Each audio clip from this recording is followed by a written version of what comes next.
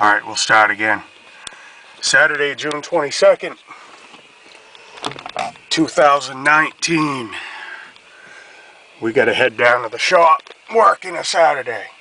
But I've been wanting to do a driving video and a little bit more on my reasoning, as we call it, on my 4.3 liter swapped K30 single rear wheel with the 833.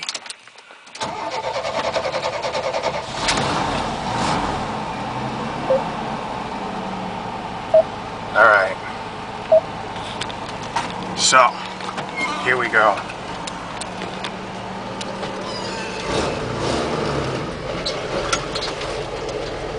What the hell's that? Just a reflection.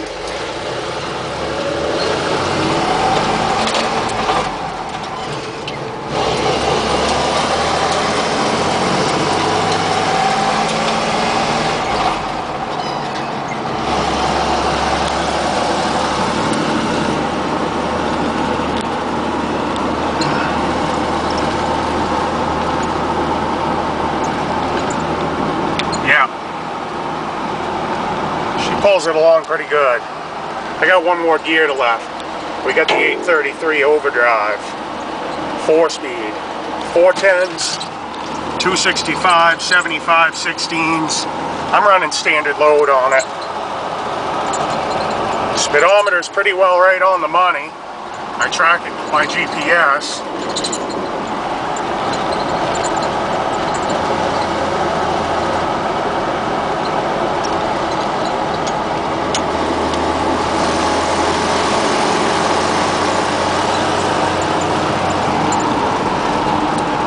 So, yeah, maybe not a lot of followers, maybe not what everybody does, but I had my reasoning.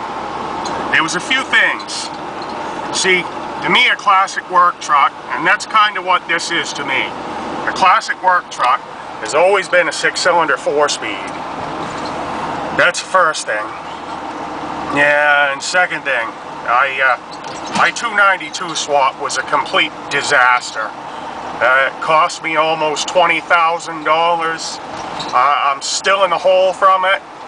Maxed out credit cards, bills that weren't paid to fund the swap, you name it. It was just a complete disaster.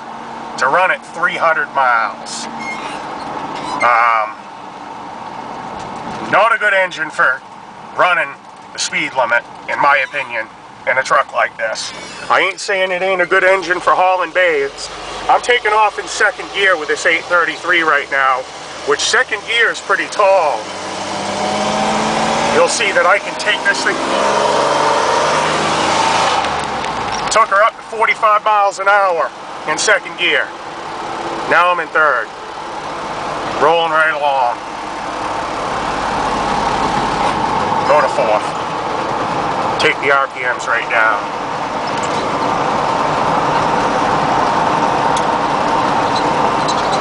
Cruises right along good. So yeah, another thing is I plan on putting air conditioning in this truck. With a 292, it's very difficult to find parts to put air conditioning on them. 4.3, anything that'll hook up to a small block will hook up to it. So it's a lot easier for accessories like my plow, anything. It's a lot easier to hook any of that stuff up to the 4.3 than it is the 292. So that was big reasoning.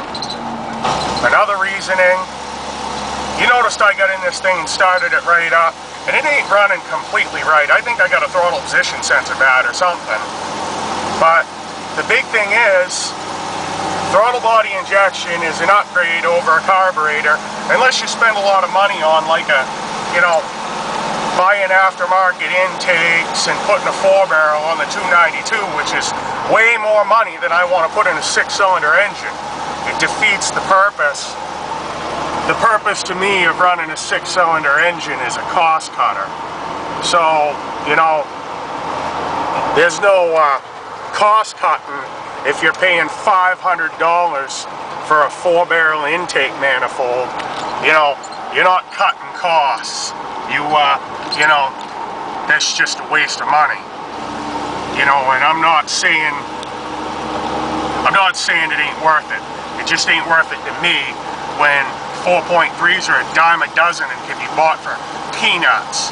I mean, I bought a $1,500 parts truck with a plow and a good running engine, and I turned around and, you know, made all my money back off the truck in parts after I took the motor and the plow off it, and took the computer and wiring, and took the hydraulics. So I now have a hydraulic clutch in this 81, where it always had a mechanical clutch before.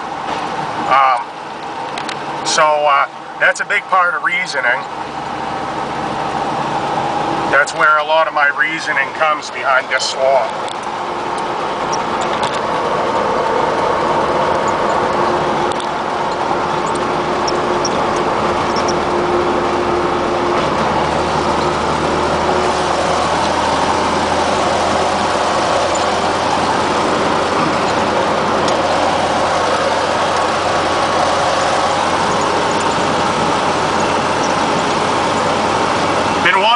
On a Saturday, can't really do it on a weekday. I made sure my camera was charged up. So I get good mileage with this thing. Cruising these back roads, I get around 22 miles a gallon. On the interstate, I get around 17, 18, because the interstate speed limit here is, the interstate speed limit's 75, so you know we drive 80 or faster. You know, nobody, common courtesy is 5 miles an hour over the speed limit, so even all winter long, 80 miles an hour with my plow hanging off the front of this thing, never heated up or anything. I've had good luck with this engine. It's just a good, tough, strong engine.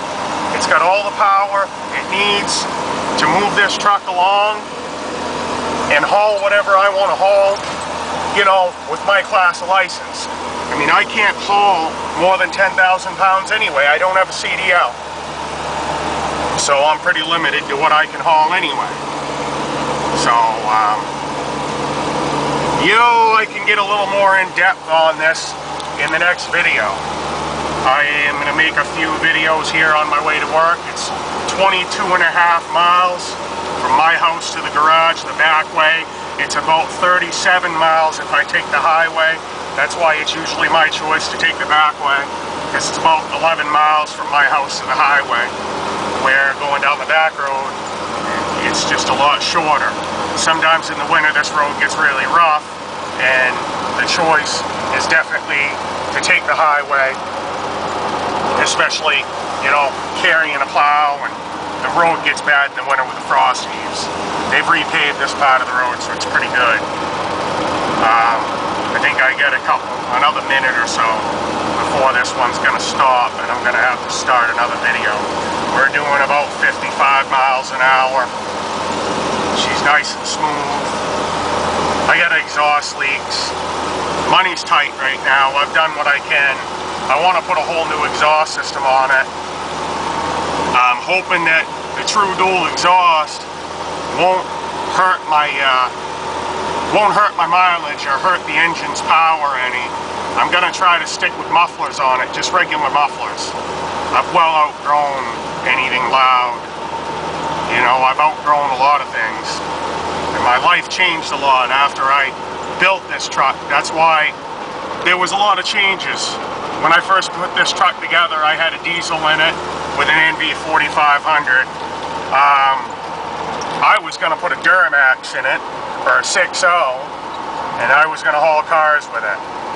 But I don't live in a part of the state anymore where I'm constantly driving out of state hauling cars. The part of the state I live in now, it wouldn't even be feasible to do that. I'm just turning wrenches at my cousin's garage, and I'm quite happy doing it. I don't really have much desire to do anything else, you know, so I lived an expensive life when I was younger, and I'm kind of paying for it in my age. So, alright, we'll get another video going very soon, because I think this one's gonna stop.